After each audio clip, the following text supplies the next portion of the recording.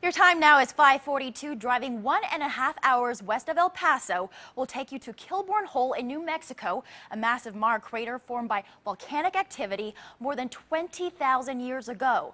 And for this morning's special report, I discovered it's literally a borderland gem.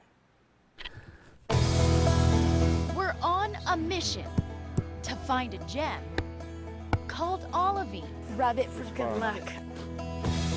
So it's literally a hit or miss. That's right. And nothing there. And the search continues. And the search continues. Our treasure chest, Kilbourne Hole in Las Cruces, a site best described by self-proclaimed naturalist David Etzold as It's magnificent emptiness. That's what it is. it's one of the few places in the country you can find olivine, also known as peridot. Kilbourne Hole is one of the largest Mars craters in the American Southwest. It measures almost 2 miles wide and 300 feet deep. And what you're looking at around me is what remains of a volcanic eruption that happened more than 20,000 years ago. UTEP professor Libby Anthony has done more than 20 years of research at Kilbourne Hole. She says the mix of magma and steaming groundwater formed a massive explosion. Blast. That's called the lateral blast.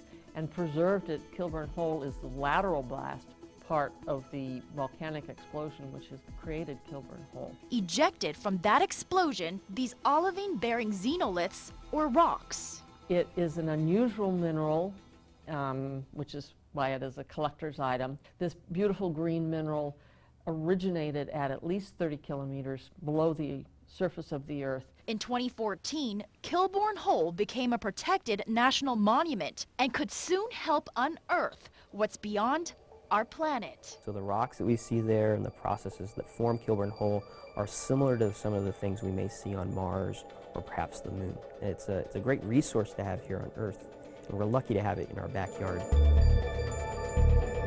Once the training ground for Apollo astronauts on past moon missions, the Mars crater will soon be the site of a NASA project called RIS-4E. So what we're doing with the drone is we fly cameras on board. UTEP professor Jose Hurtado will lead the research team. The idea behind our project is to study how we would explore the surfaces of other planets. Hurtado says they'll be testing tools and techniques for data collection.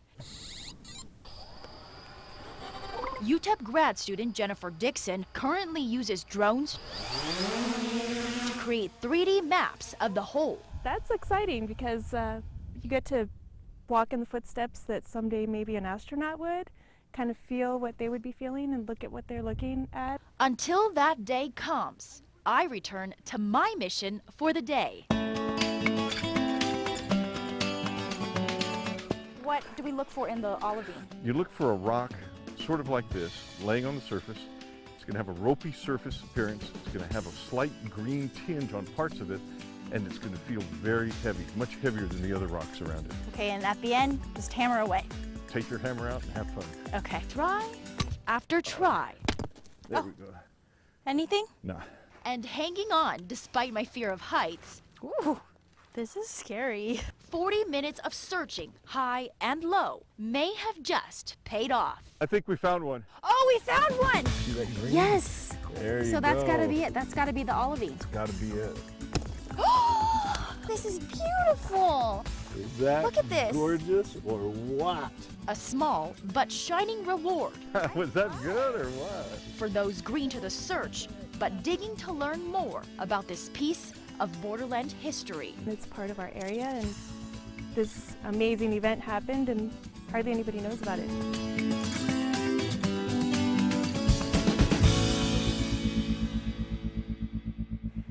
And of course, a very big thanks to NC9 Today photojournalist Cesar Ruiz for all his help shooting and editing that report. Now, something about the size of the olivine-bearing rock that I found goes for about $10 on eBay, but as a federally protected site, you aren't allowed to take the olivine home with you. But Professor Libby Anthony says it should be okay to take a few grains of sand with you, but just keep it very, very small. So thank you, of course, to everyone who helped put that story together.